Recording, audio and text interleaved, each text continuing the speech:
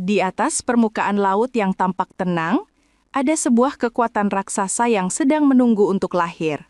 Kekuatan yang mampu meruntuhkan bangunan, menenggelamkan kota, dan mengubah sejarah manusia dalam hitungan jam.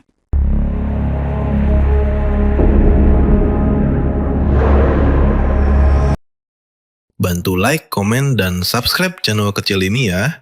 Inilah siklon tropis, monster besar yang mendapatkan energinya langsung dari panas bumi. Semuanya dimulai dari sesuatu yang kecil dan tak terlihat, uap air. Ketika suhu permukaan laut mencapai lebih dari 26 derajat Celcius, air laut mulai menguap secara masif, naik ke atmosfer, dan membentuk awan-awan konvektif. Uap air yang menghangatkan udara ini mulai berputar, bergerak, berkumpul, dan mengangkat energi yang luar biasa besar. Lalu, satu faktor kunci lainnya ikut bermain, rotasi bumi, atau yang disebut Coriolis Effect. Inilah yang memberikan putaran khas pada badai. Putaran yang perlahan berubah menjadi spiral besar, seperti pusaran galaksi yang sedang membangun dirinya sendiri. Ketika tekanan di pusatnya jatuh semakin rendah, angin dari segala arah bergegas masuk menuju titik itu. Semuanya berputar, saling menekan, saling menguatkan. Dan dalam tahap inilah, sebuah fenomena baru lahir, Tropical Depression, cikal bakal badai raksasa. Namun prosesnya tidak berhenti di sana. Ketika badai kecil tetap berada di atas lautan hangat, ia mulai menyerap energi tanpa henti, seperti mesin raksasa yang menelan panas laut dan mengeluarkannya kembali dalam bentuk angin berkecepatan mematikan. Tekanan semakin jatuh, awan semakin menebal, dan putaran semakin cepat. Dalam hitungan jam, badai kecil bisa berubah menjadi kekuatan alam yang tak bisa dihentikan.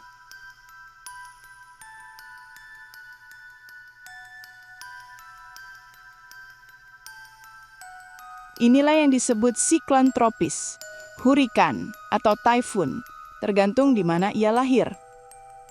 Tetapi pada dasarnya, mereka adalah makhluk yang sama. Pusaran angin dengan kecepatan antara 120 hingga 300 km per jam, disertai hujan deras yang mampu menggugurkan gunung. Namun di tengah amukan badai, ada satu tempat yang terasa aneh. Tempat paling misterius sekaligus paling menipu, mata badai.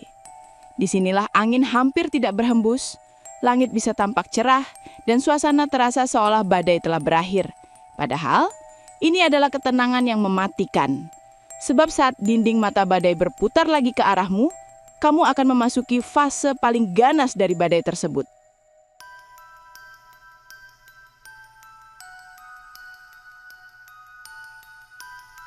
Siklon tropis bukan sekadar fenomena cuaca. Ia adalah kisah tentang energi, tentang dinamika laut dan atmosfer, dan tentang betapa kecuarnya manusia di hadapan kekuatan alam. Sepanjang sejarah, badai-badai ini telah meninggalkan jejak kehancuran yang tak terlupakan.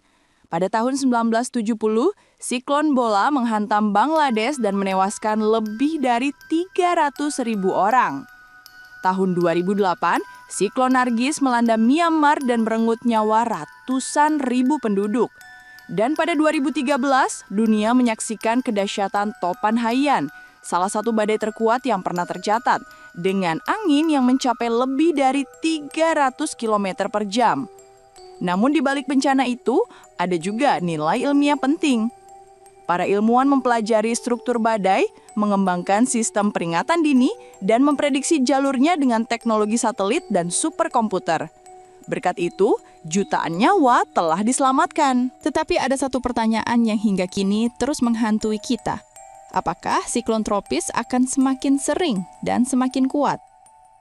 Dengan meningkatnya suhu laut akibat perubahan iklim, energi yang tersedia untuk badai memang semakin besar. Kita mungkin tidak melihat peningkatan drastis dari jumlah badai setiap tahun.